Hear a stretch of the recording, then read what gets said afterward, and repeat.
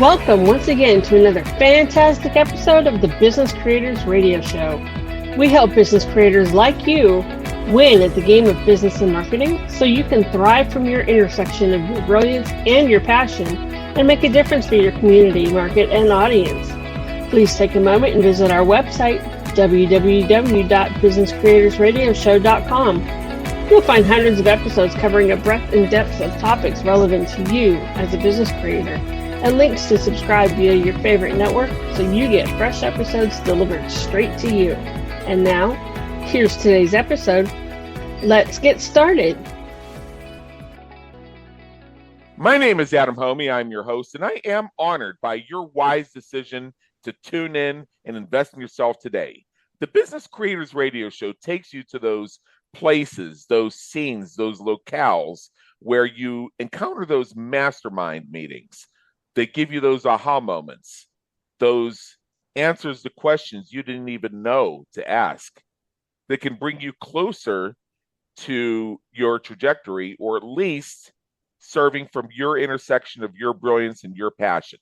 I'm coming to you from my sumptuous purple couch here in my apartment in Las Vegas, Nevada, known to some on some days as the hottest city in America.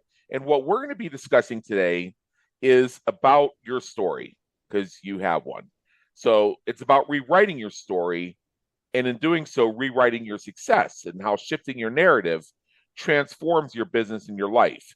Now, unfortunately, this is something, or perhaps fortunately, because it's an ongoing journey for me, this is something that has visceral connection to me, because the whole internal story thing has been, for years, one of my biggest challenges. And it's just coincidental that I'm experiencing a bit of that now. It's like an onion. You peel it, and then there's still another layer, which is fine because you're continuing to dig deeper and learn more. But the idea is to get to the core, I suppose. To share with us today, we have a very interesting individual who I've been very excited to have on the show. Her name is Carrie Casey West. She's an author, speaker, and life story coach who helps individuals and businesses rewrite their narratives for greater success. With a Master of Fine Arts, that's an MFA in filmmaking from the prestigious American Film Institute, and a background in counseling psychology. This is good because this leads to part of what I want to share with you guys today. She has spent her career mastering the art of storytelling, both in life and business. As a former script and book analyst, Carrie understands what makes stories resonate and how they can be used as powerful tools for transformation. Her book, Life Rewritten, explores how shifting our internal narratives leads to fulfillment and success. And whether guiding entrepreneurs, writers, or leaders, Carrie helps people harness the power of their stories to build confidence, attract opportunities, and thrive. Carrie Casey West, come on in. The weather's fine. Adam, it's a joy to be here. I've been looking forward to talking with you. Well, that bio is so impressive. I'm pretty sure I'm not even worthy to be here, and this is my show. So what we like to do here is I read off the official bio and I get wowed by it. But what we like to do before we dive into the main topic is go behind the bio. So what that means is I'm inviting you to share something of your story in your own words about how, something that has helped drive you along the way and help bring you to where you are today, serving business creators from your intersection of your brilliance and your passion. Happy to do that. It always ask me to tell a story about myself. I'm ready to do that. But before I do that, I have a question for you. Have you ever told yourself a story that repeated and played in your mind over and over again? Yeah, this morning. Go ahead. I discovered very early on, I had a crappy background when I was born. Very, very challenging, traumatic beginning. And I used stories to keep me going. I used stories to help me sleep. The traditional, my real parents are looking for me. They're going to find me, and they're actually wealthy billionaires, and I'm going to have my own room and great clothes and food. Carrie, just so I understand, were you adopted or a foster child or something like that? No, these are my parents. These were my parents. The reason I ask is because I I'm familiar with this story, not personally, fortunately, just from Mhm. my perspective, but I know enough people who've told this story, and that's a fork in the road that changes the screenplay depending on which avenue you take. Please continue. Absolutely. Well, see, you're making my point. And as I grew up and found there were a lot of stories that went on in my head that my parents gave to me. Don't try that. You're only going to get disappointed. You don't want to go that route. It'll only lead to failure. And my favorite, because being a female, my parents were first generation Americans, were get married, have kids. That's the life for you. Get married, have kids. That's the life for you. Uh-huh. So being a rebellious person, I not only started writing stories from a very early age because, like I said, it gave me peace and it gave me a sense of sanity. And plus, it was a way to channel my imagination. But it was a way for me to counteract some of these things going on in my head that my parents gave me. Unfortunately, I didn't counteract them long enough and they still haunt me, and sometimes even today I have to stop and say, okay, there's that old story, thank you very much, see you later. But it seems that we all have these ideas that are given to us from parents, from society, from whatever resource that gets your way, that sticks with us. And it's important to uncover that. I channeled that into going to film school. After I got my degree in psychology, I went to film school. And it was a really interesting experience because I had all this knowledge in my head about psychology and the whole psychological process and how do you Uh-huh. have a therapy session and all that. But then I go to film school and I had the greatest aha moment when we were talking about themes and characters and who's the protagonist and who's the antagonist. And it was so clear that my antagonist were my parents. And if I could understand my parents and look at them as characters, it took off that charge. We have a charge when it comes to our family and friends, our parents. We get triggered to behave a certain way when we're in these settings especially with parents and family. Ask anybody at a Thanksgiving dinner or any holiday get together. Um, and so when I took it apart and looked at who were the antagonists in my stories, what were the themes I had, what were the beliefs? The themes to me were the beliefs. If you believe that love hurts, that becomes your theme. If you Uh-huh. believe that good beats evil, that's what you believe. That's your theme of your movie. That's the theme of your book, your story. So when I took that all apart, it was like, holy moly. After all my years of studying psychology and meditation and personal growth, it was the film school aha moment that really put me on the path to shifting my life. And it made me so grateful for the stories I told myself as a child to help me get to sleep. Right. Well, part of the reason I wanted to speak with you is you hear that saying that's attributed to Albert Einstein, among others, that the definition of insanity is doing the same thing over and over again and expecting Yep. a different result. Yep. Well, one of the symptoms, signals, or what have you of PTSD Hmm. is reliving the same experience in your mind over and over again and trying to change the outcome. And I've Yep. spent most of my life doing that. Yep. And I can tell you what I have to show for it, but that's going to be a very short story. Well, but see, that's the whole issue, and that's what I'm trying to counteract with my rewritten series. And I didn't mention the trauma rewritten book, but you're absolutely right. If we continue to live the stories in our heads, whether they be from PTSD, and by the way, I think more people have trauma and PTSD than we know of. Um, but when we keep repeating these stories, we stay in a rut. We don't. It's like when you drive to work. You know the path, you know your car, which way your car is going to turn, you know which stop you're going to make. You don't even think about it Uh-huh. anymore. That's how the stories operate in our heads. We don't even think about them anymore. They're on continuous loop. And our brains like stories because it organizes our lives, and it helps our brains. Our brains are naturally drawn to organization and structure and coherence, but we've given them bad, faulty information. So I'm helping people change the faulty information they've been giving. And when you do it in the form of a story, it's almost interesting and fun. When you think about personal development, I know a lot of people that go, "Oh, great, one more process to try to go and change." And a lot of people don't have success with that. I've had success because I try to lighten it up a little bit. You know, Uh-huh. we are creatures of habit. We are creatures of the stories we've been given.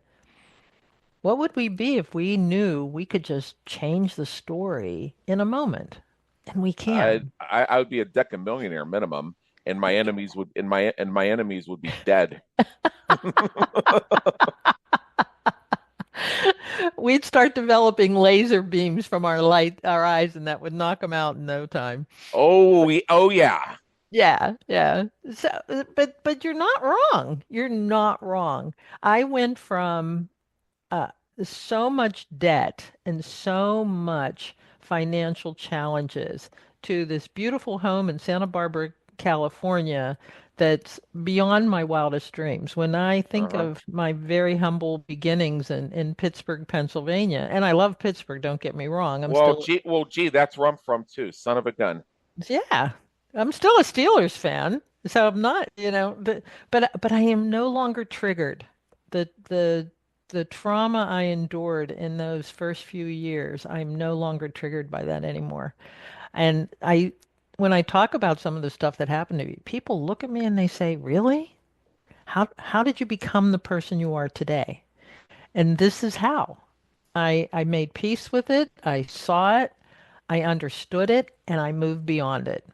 And now it's just a story that I tell other people on podcasts. What part of Pittsburgh are you from? The South Hills area. Okay. I went to Penn Hill Senior High. Okay, that's more east, but yeah. Yes, yes. But anyway, that's how I did it. And I went from this very, very humble beginning to where I'm at today, and it's amazing. And honestly, Adam, there's really nothing special about me. I don't have any great talents. I'm not an athlete. I just am a normal human being, and if I can do it, there isn't anyone on the planet who can't do it. You can actually afford a house in Santa Barbara. That's something. Well, I'll tell you, but that's what I mean. That's what I mean. How can I go from where I was, a horrible living environment and times my mom almost killed me 3 times as a baby. And all of a sudden, here I am in this beautiful home in Santa Barbara with, unfortunately, a dog who thinks that this is his house and I just get to live here, but that's a different podcast. And a great life partner who, I mean, I rarely dated anyone. And then all of a sudden, I've been in this 12-year relationship with this guy, and it's crazy.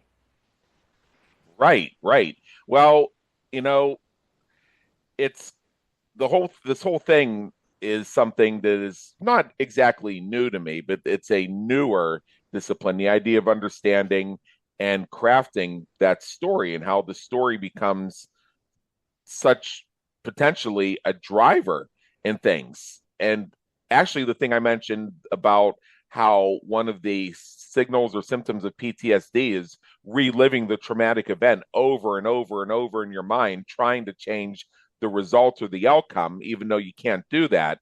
That's something that held me back for the longest time. And sometimes I even catch myself in that kind of loop. Mm-hmm. So, it's kind of, it's, I don't know how to describe it, but it's hell. Mm-hmm.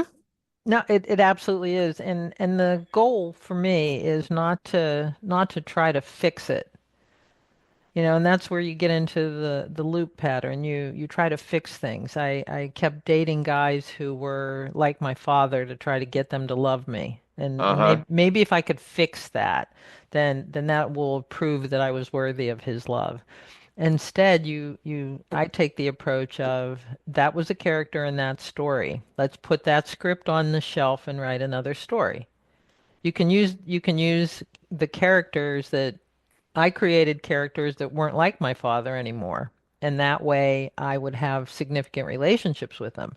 But if you have to understand, as human beings, we're bigger than we think. We're not as small as we think, and we can hold much more. So you Uh-huh. have to be willing to hold this other story and say, okay, that's done. It's almost like your bookshelf. You have a lot, well, if you have Yeah. books anymore, but you have a bookshelf loaded with books, and it might be sitting up there getting dust, but you don't pick it up and read it every day like you used to. You, Well, yeah, I know about libraries. When I moved from Pittsburgh to Las Vegas, I shipped my entire physical library.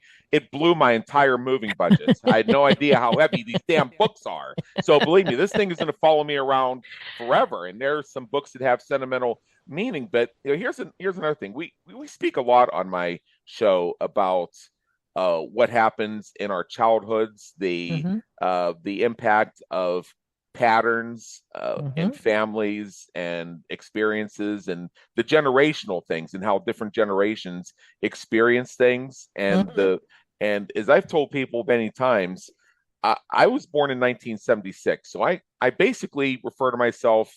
I'm technically Gen X on the newer end cusp of it, but I hmm describe myself as a millennial who's just 2 years older than all the other millennials when I got my first email account. hmm Yeah. hmm Now, with the millennials and all the generations newer than them, such as the Z's and these alphas I keep hearing about, I think they're called the alphas. I'm not sure. The ones that are supposed to follow the Z's Yeah. once they finish growing up. That these are the first generations that had access to consistent access to high speed internet at a point where the online world had become a place that had robust information and support networks available. So hmm they were the first generation. No, we were the first generation that really had the power to challenge these things that were handed down from generation to generation to generation and to have backup in doing so. hmm Now, for those of us who were cuspers, we didn't find out this stuff existed until we were already adults, so we get the trauma and the learning. hmm Whereas the Z's, they just got the learning part basically. Yeah. Yeah. But And here, that's when you hear these kids today. I'll tell you, if I had even thought about what these kids do today, my mama would have taken me behind the woodshed and and chat my ass until I couldn't sit for a week. Then should have made me sit for a week. And look at me, I turned out okay. And I say, yep. yeah, you turned out great. That's why you constantly talk about how your mom used to whoop you because you have to speak it out over and over again as you try and process it. It's going great for you. But yeah, Yeah. Yeah. but let's take that one step further. Uh, for generation after generation after generation, our parents, grandparents, great grandparents, et cetera, et cetera, et cetera, didn't have access to anything resembling the level of resources that our newer generations have today, and hmm they and it was perfectly okay for them to say, well, it worked well enough for me and I'm still standing, so it'll work hmm well enough for you. And when you look at it from their perspective, logically that makes sense. And empathetically, it sounds like caring, and they probably meant it in a caring way, simply because they didn't have availability of knowledge to even know that there was a different way of looking at things. Right. Right. So the bottom line is that's like the first foothold on climbing the mountain to learning not to blame your parents for everything. hmm Yeah. well, here's my take on everything you just said. If you think about it this way, the day you're born, you're this naked, scared, all alone person who's all of a sudden shoved into this bright light and you have no idea where the heck you are or what the heck's going on. And so you're given over to these giant beings, and these giant beings have been living their own story. It's like you walk into a play in the second act. And if you've ever Uh-huh. walked into a play in the second act, you got to catch up. You got to get all the backstory. You got to figure out where the play is going and what everybody's doing. So Well, here, yeah, or in this day and age, since we tend to stream or binge stream yeah, TV series we like, if you pick up at season two, you kind of have to go back to season one. exactly. Yeah. Exactly. You have to catch up. But here you are, this little naked being who's trying to deal with all this noise and all this bright light, and you're all of a sudden in this room with a bunch of people. And sometimes some of the voices sound familiar because it might be your mom or your dad or some family Uh-huh. members. But you want to survive. That's your first and foremost goal. So you follow the lead of the people around you. You learn. You learn how to cope and how to be in this family. And then your sense of belonging kicks in. And so, as we all know, and this is something I don't care where you talk about it, we learn how to be with the people that are familiar to us. And in many ways, we are taught to be afraid of the people that are unfamiliar to us. Yep. That's your sense of belonging. And that's the agreement we make with our family that we will be a good keeper of the family story because this is where I get my sense of belonging. And that's what puts it in. We don't question that our parents are have their sense of belonging from their parents, and their parents have it from their parents, and so on and so on. But that's how this information gets passed on right from day one. So a lot of the information we have has been ancient. And then Hmm. as we get older, you're right. We now have access to so much more information. And that's the beauty of the human spirit and the human mind. We can reason, we can question, we can say, wait a minute, I don't choose that path. I'm going to look at it for me and make a different decision. Now, when I did this as a young kid, my parents tried to get rid of me because I wasn't sticking with the family plan. But lo and behold, somehow I was able to keep challenging the family plan and get out of it. I wasn't completely unscathed. We're all scathed. There's no getting around it. Yeah. We are all Yeah. scathed in some form. The question is, how do you deal with it? And because we have this ability to get more information and challenge the information that was given to us as children, as infants, that's when you can really impact. The whole notion that a woman couldn't start her own business, in my generation, which is a Uh-huh. baby boomer, if women weren't supposed to start businesses, women were supposed to get secretarial skills or teaching skills or better yet, just become a mom. That's what you're supposed to do. Right. So here I am running my own business, and this is probably the fourth one third or fourth one I started. I have to look. And it's interesting that I'm so thrilled to see more women coming up today that are doing that. And that's because they've had the role models for a lot of people like me who cut a path for them to do that. But the story of Ruth Bader Ginsburg being called into the Harvard office in Harvard Law School office and saying you took a seat from a qualified man who should be here instead of you. Yeah, I'm familiar with the story about that, and for those reasons alone, I mean, you can leave ideology out of it. I mean, we shouldn't even be talking about ideology when we're talking about the judicial branch of the United States government. Right. But I mean, a logical person, I would think, would hear that story of how could you be here in Harvard Law School? You took a seat away from a qualified male. Uh, Mm-hmm. Now, within the range of my own lifetime, that hear me closely, within the range of my own lifetime, Mm-hmm. that would have been a valid sentiment. And Mm-hmm. I ain't that old. Right. So they could say, what the hell was she doing? I mean, there were plenty of legal secretary jobs for Ruth. Mm-hmm. Exactly. And why would she want to be a lawyer anyway? I mean, because isn't she gonna have kids at some point? Isn't she going Yes. to need like family leaves? What if she gets pregnant in the middle of a big case? Well, what's that going to do? How's that going to serve her clients? Exactly. And now we're in a place where we could ask the same question of a man. It's like, well, what happens if his wife or partner gets pregnant in the middle of this? Is he going to need family leave? Mm-hmm. Mm-hmm. So now we're having.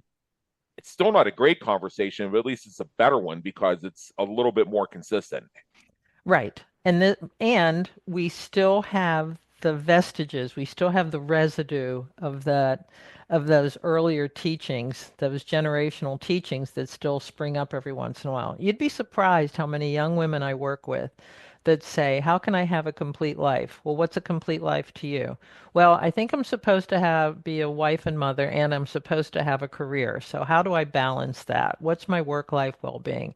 And I think that's a disservice. When somebody says I'm supposed to have, that tells me they're in a story loop. I'm Supposed to. supposed to be a Yeah. wife and mother. I'm supposed to Uh-huh. have a career so we can afford great things. My husband shouldn't have to be the only one providing money. So I'm supposed to do that, but I'm also supposed to have kids. How do I do all that?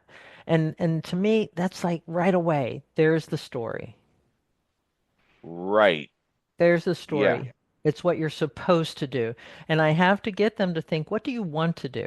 What is your goal? When I hear the word supposed, SUPPOSED, Hmm. I I've it's come to the point for me where I actually see the word limit Yes. Yes. or conjugation thereof. Limit, limiting, limited. Yep. Uh-huh. Yep.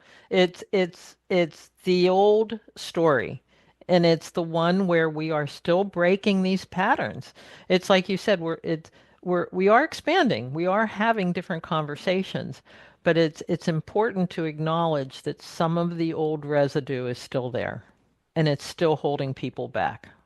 Well, if you have a baking pan, you know how they turn black after a while? Yes. It's like even if you use it properly, it still happens. Like, what the hell? Yep. And it's theoretically possible to get that off, but you do get to a point where eventually it's worth it to just spend the $9 or whatever on a new pan. Right. Right. But here's the other funny thing: you can keep on using that pan for years after it turns black; it'll still work. Absolutely. You just described half my kitchen, by the way. Yeah, But, but I'm not suggesting at all you get rid of the pans. right. I'm suggesting you put them on the shelf with the rest of the scripts and just every once in a while say, "Wow, remember Gone with the Wind? Wasn't that a great story?" It's a great story for when it was told and the time it was told, but it's not a story I want to watch today. Right. So it's the same with our lives. That was a great story about women's roles and men's roles. And gosh, men must be so relaxed now because they aren't pressured into having to support a wife and kids. I mean, I can't imagine what men must have felt having been told from the day they're born that they have to be tough, they can't cry, they have to get a job and support their families. Yeah, that was a big one for me. Any Jeez. any any feelings I had were Oh, just not only made me a wussy or a sissy, but actually made me a bad person. yes. I, Yes. and usually disrespectful and out of control were thrown in for good measure. Yes, yes. And this is the one I hate saying this, but act like a man. Act like a man. I'm Don't still do tr- that. Act yeah, like a I'm still man. still trying to figure out what act like a man is. I've For as long as I've been conscious of my surroundings, I've lived with trypanophobia. That's the fear of hypodermic needle injections. Hmm. I mean, if we were to even to have a conversation about getting a shot, I could potentially go into syncope and faint right here on my show. Yeah. Uh, that it's like, do you think I asked for that? No. Mm-mm. Do you think Mm-mm. I understand logically what it is? Yeah, because I've researched it extensively. Does that make it any less real? No, doesn't make it any less real. Does it make me any less a man? No, it absolutely doesn't. Not at all. Not at all. It makes you the greatest gift of all. You're a human being. Yeah, and I'll tell you this: when you look at the statistics on this, just in the United States, 1 out of 6 people in the United States lives with some degree of trypanophobia. Some are really extreme, like mine. Some are Hmm. still moderate, but will cause you to faint if you need to get blood drawn. So, are you telling me that 1/6 of the entire population in the United States are a bunch of sissies Yep. who don't know how to be men? Oh, wait a minute. Aren't some of them women? Yeah. I can tell you Yeah. for a fact some of them are because Of I met them. course. Of course. Of course. Of course. But these are the stories I'm breaking down. Uh, This is exactly the point. And again, I don't try to throw things away. I think that's a fool's errand to throw it away. Just right, understand it and put it on the shelf. You don't right. have to pull it out anymore. And I work with men and women all the time and say, I'm going to give you permission to be who you want to be and not try to live up to some outrageous standard for whatever reason. I mean, what society has done with the whole men and male female thing, act like a man. If I tell you how many times I told young ladies don't behave like this, it's like, well, okay. Uh-huh. I always say, well, how do young ladies behave then? That was, and then I was told I was a smart mouth and I needed to be not speak back to my elders. But Oh yeah. I'm still speaking back to my elders, let me tell you. But you Being know, being a cycle breaker takes a lot of courage, let me tell you. yes, and we can still do the silent breaking of the rules. You don't have to be vocal and march on streets and do anything like that. I Yeah, think when you take care of your own story in your own space, that's the courage. That's the courage. right. I yeah. So, what would you say is actually, let's go in a different direction. Storytelling has an impact on business. And the reason I Mm-hmm. started this conversation where I did is I wanted to start with the inner game of business and Mm-hmm. how these stories can impact us. So we didn't get directly into, I was taught a poverty mindset. So I don't have the courage to invoice my clients. And Mm-hmm. I feel that in order to get a client, I have to offer them a discount. Well, Mm-hmm. and I've run into that so many times. So about a year ago, I proposed something to a client, and they accused me of doing a price hike on them. It's like that's the same price you paid last time. Mm-hmm. Now, Mm-hmm. there was a version of me that would have been front and center 15 years ago that would have had me literally begging their forgiveness and possibly offering to do the whole thing for free just to make Mm-hmm. it up to them. Mm-hmm. But this time I said, "Oh well, that's actually the going rate, and we haven't changed it, so I'm not sure where a price hike is. Do you want to work with us?" That was about my approach to it. So when did you change your mindset to one of valuing the gifts that you bring? So getting tired of everybody else having money and me doing all the work, Mm-hmm. which also seemed to be a pattern in business partnerships. Yep. Everybody, it seems like when there was money to be handed out, everybody had their hands out for the money, but when there was work to be done, couldn't even get them to answer a text or come to the phone or answer an email. Right. And so what was the origin of that for you? Was this something you saw in your family, or is this something that you were I'll give you an example. In my family, the only way I felt that I could survive was if I did everything for them and put my needs last. That my needs didn't matter. I had to take care of everybody else, otherwise I was in big trouble. Being the smart kid in school and all the labels that come with that, and being Yep. reminded every single day that I was sometimes literally less than human, and that all the abuse I got for that was somehow my fault. And if I would just be a friend, I would have a friend. Well, no, it Mm-hmm. doesn't work that way. Mm-hmm. I, I So, mean, I mean, I mean, this isn't some goddamn Hallmark Christmas movie. right. So in both these examples, we figured out a way that we could maintain a sense of continuity in our lives at a young age Uh by huh. by making ourselves small. Right And now, what? so, go ahead. Right now, ironically, based on what I'm about to say. Oh, and I love this sometimes when the guest turns it around on me. Oh, I'm getting the young girl treatment here. Okay, great. So one of the first ways that I learned to assert my own power was through money and my Mm-hmm. ability to make it. So it Mm-hmm. started with even though I was raised in this really backwoods. I mean, it was the place that Podunk called the sticks. So you can Mm-hmm. Mm-hmm. imagine that if I wanted to start a grass cutting business, I didn't even have a lot of opportunities there, Mm-hmm. nor did I have the range to travel out to do it. So I remember when I turned 16 years of age here in the United States, I wanted to get my driver's license as quickly as possible so I get a job. Mm-hmm.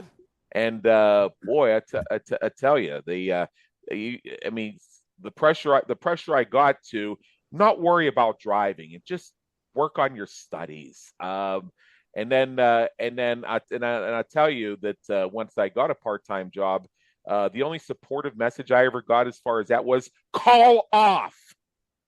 Everything Yes. was an excuse to call off, but I wanted to Yes. work. And Yes. Yes. having that financial resource allowed me to buy clothes I actually wanted to wear. Yes. And Uh-huh. And so what and you're so that and so right and so that translated into me saying that, I can actually craft my own image here. I don't have to be told what somebody else's image is. And here's another thing. This is the mastermind effect in action for our listeners here. And again, I don't blame anybody for this based on what we discussed earlier. Is as I said, I was born in 1976, so I'm of a certain age, and people my age will probably be familiar, especially if you came from the Pittsburgh area, because this was really big on the East Coast, Yep. is going to the mall and going to the merry-go-round store. Yes. So you know what I'm talking about. And Absolutely. I remember it was the fall of 1992, and the IOU brand released the Legend Across America jacket. Mm-hmm. I wanted that. I wanted that jacket so bad, and I raised the money for it. And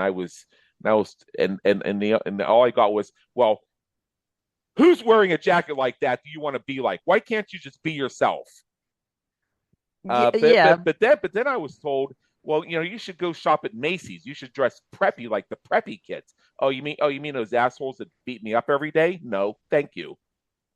But as far as did I see somebody wearing a jacket like that? Yeah. And that is a basic concept of marketing, which is social proof.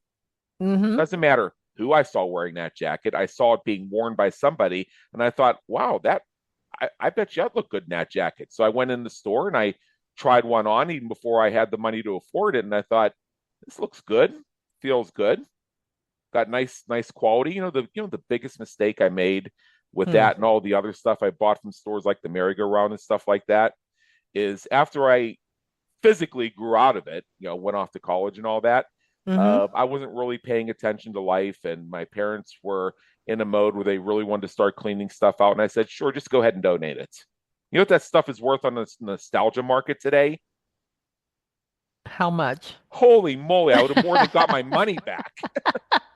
I saw that same jacket that I owned, and mine was pristine. I kept that thing in mint condition. And it was an extra large, which means I had actually bought it knowing I would grow a little bit, so I could still fit it for a while. Mm-hmm. I saw one that was a medium. It was all beat up, and the sleeve had a big tear in it. You could tell that it had been probably thrown in the washing machine 5 or 6 times. And I remember the price of the one I got, $333. This Mm-hmm. one was selling for 350. Jeez. You couldn't even And wear it out, and it was $350 because and they sold it. Because I mm-hmm. checked back later, and the listing was there, but it said it had been sold Mm-hmm. because somebody's nostalgia trip was worth $350 to them.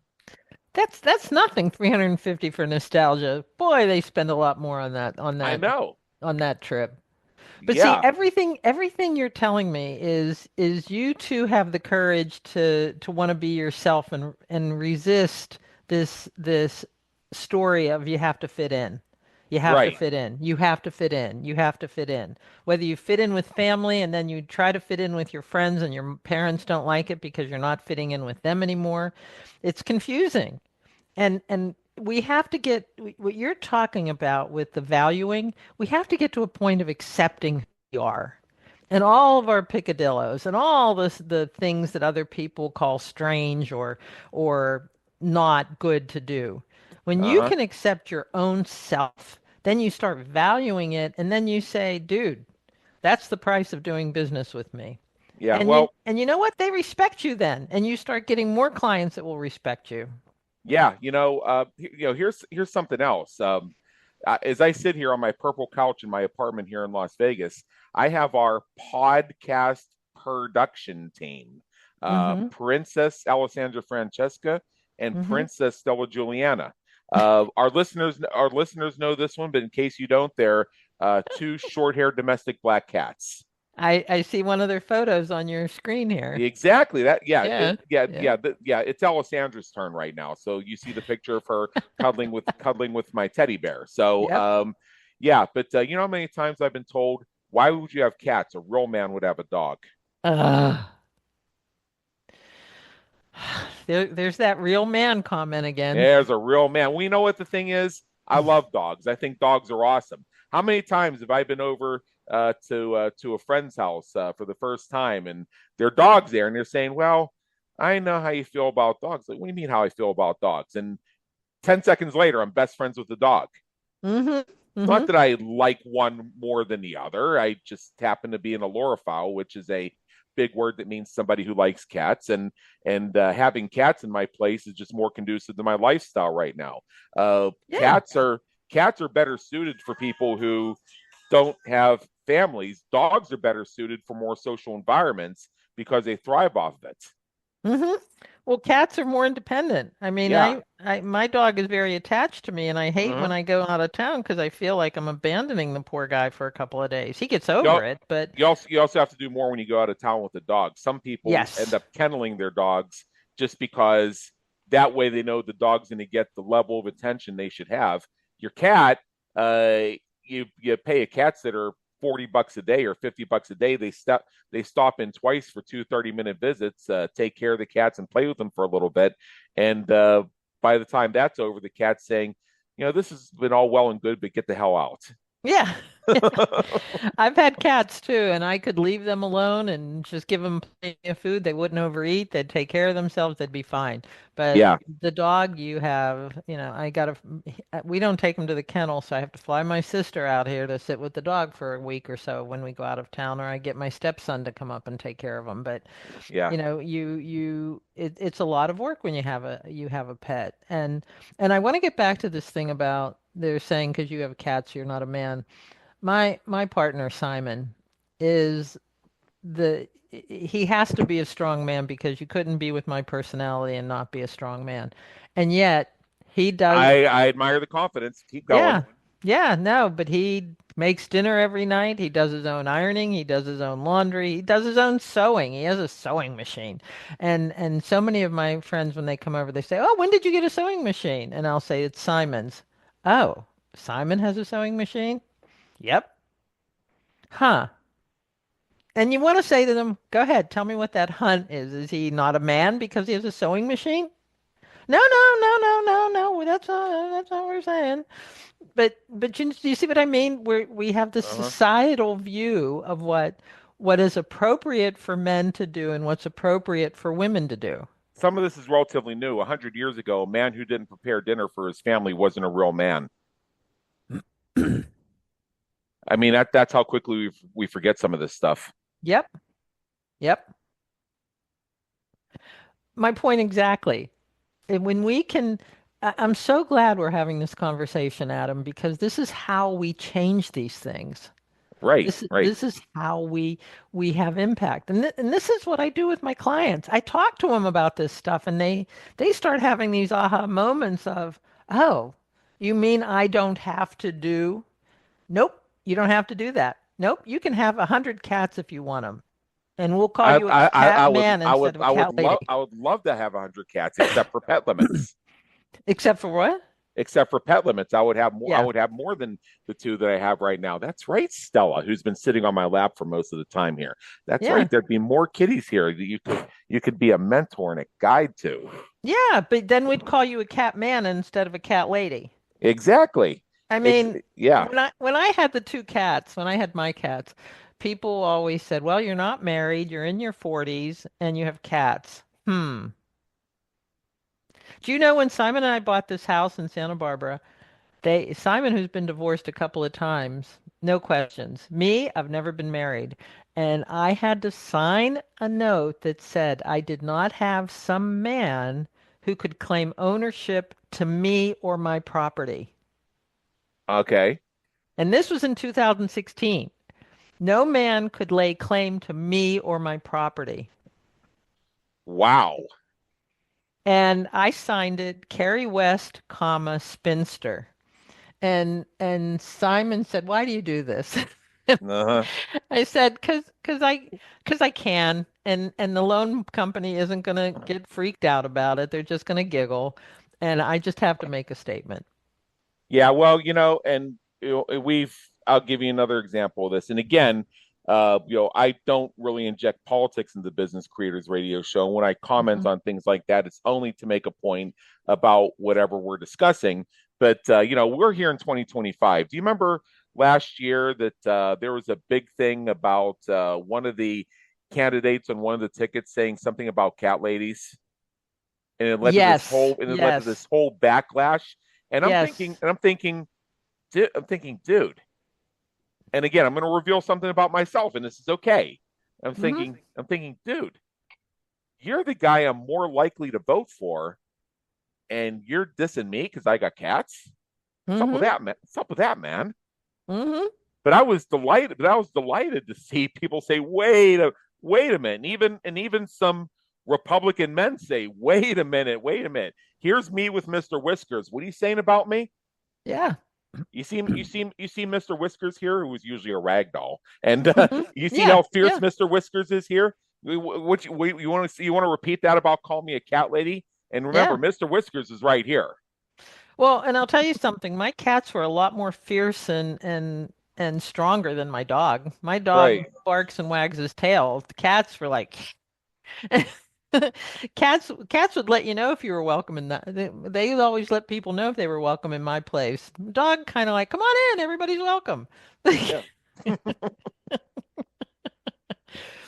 But you're right. You're right. So I want to break down the barriers because we really can have whatever we want. We can have the career we want. We can have the work. We can start a business if we want. Right. Right. I certainly we can, and I think a lot of this, and I mean, some of our listeners may have been expecting, well, let's hear about how we can craft a story that will turn into a great email or a sales letter. Hmm. And what I was glad we were able to do here today, and maybe we'll have you back sometime to do the other piece of this, because I really think this is more than a 1 hour conversation. So in a few Yeah. months, we might have to have you back for a part two. Is Okay. that if you'd be willing, is we can get more into that in a part two of this a couple months down the road once we get through some other episodes. But I wanted to, and I'm so glad you're excited and willing to do this, is look at the inner game of storytelling and Yep. how it's impacting us. And some of our listeners may be thinking, wait a minute, they're talking about cats and 1990s teenage fashion and MTV and internet access and stuff like that. Well, that's that's the impact of story on inner game, and sometimes it's not the main theme of the story. Sometimes it's one little scene that can have an impact. It's like a show. It's like an actor who walks on the scene, and it's very challenging for anybody to stay in the scene with them. Exactly. And I'll also tell you, first of all, I'd love to come back because everything we uncovered today is the foundation of the work that has to be done in order to get to that business inner story. Right. Because Yeah. all of this impacts that business inner story just is exactly as it affects our personal stories. Yeah, I and again, this is something that I don't want to say I've lived and I've conquered it. It's something that I live and I'm working with. Mm-hmm. So I'm still in that process because it takes years to of being able to I understand finally that I can't just keep playing it in my head over and over again to change the outcome, because that's not going to happen. Mm-hmm. But the fact is everything's been written up to a certain point in the book of my life, but I hold the pen to fill the next pages. That's right. You are the So author. what do I write? What do I write about it? Do I write a recap with lessons learned? Do I write a whole new story, or do we do a cliffhanger where there's a legend I allegedly fall off a cliff and then I reappear in the shower like Patrick on Dallas? It was all a dream. Yeah, it was all a dream. Like that entire show, Newhart. Yes. It was a character. It was a character played by Bob Newhart, having a dream about a character played by Bob Newhart, which is why I say that Dick Loudon was a real person, because he was a fictional character in another fictional character's dream. So the two double negatives make a positive. So Dick Loudon was a real man. That's right. Yeah. He had a dog, as I remember. So he was really a real man. Ah! Well, be that as it may, everything you talked about today contributes to the business stories that you're living to. It really does. It really does. And because you have cats, that's a huge part of the business that you have today. Yeah.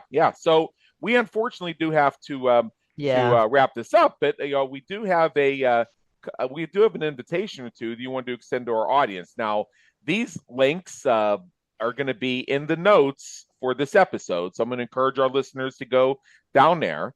But there are two things that you can acquire for yourself right now. One of them is a Calendly link, and when you visit that, you can schedule for yourself an initial personal story call. And this is where you'll get to know Carrie a bit and explore in your own terms how your personal story is shaping the life that you live today. And there's also other versions of this as well that go more in depth. There's also business versions of it, but I would suggest you start with that initial personal story call. And when you do that, make sure that you mention that you heard about Carrie Casey West on the Business Creators Radio Show. I get no remuneration for this, but I like to know that the work that we do here has an impact on somebody's life and trajectory somewhere, someplace down the line. Now, there's one other invitation. This is going to be one of those short links. And basically, I'm going to let you look in the show notes for a subscribepage.io link, because it has a lot of little characters after it. And this is going to be the opportunity to download something for you. It's going to help you. So essentially, it's called Leadership Rewritten, Your Seat at the Table. And it's a guide that's going to show you how to move forward with ease and confidence and discover about leading your business department or next big initiative all the way to the top through beginning the process of rewriting your leadership story. So visit that link. It's a free download, and it'll enable you to take the first step toward a life that feels authentic, fulfilling, and entirely your own. So if you're a man, yes, you can have a cat. And if his name is Mr. Whiskers and he's a rag doll, well, that's just all the more fierce. Perfect. That's I'll tell you, some of those puffy thoroughbreds scare the hell out of me. My parents had this Persian cat once, a thoroughbred. Its name was Samson. He was fierce. Wow. So Carrie, thank you so much for being with us today. It's been an honor, and believe me, an education. Well, I so enjoyed the conversation, and it's always fun to find another Pittsburgh. Is it a Pittsburghese? Pittsburgher? I don't even know. Something like that. But anyway, it's a pleasure, my pleasure, and I hope to come back. Thank you. We trust you enjoyed today's episode of the Business Creators Radio Show. Check out our previous and upcoming episodes on our website at www.businesscreatorsradioshow.com. While you're there, be sure to subscribe via your favorite network so you get fresh episodes delivered straight to you. Until next time, have a great day. Take care.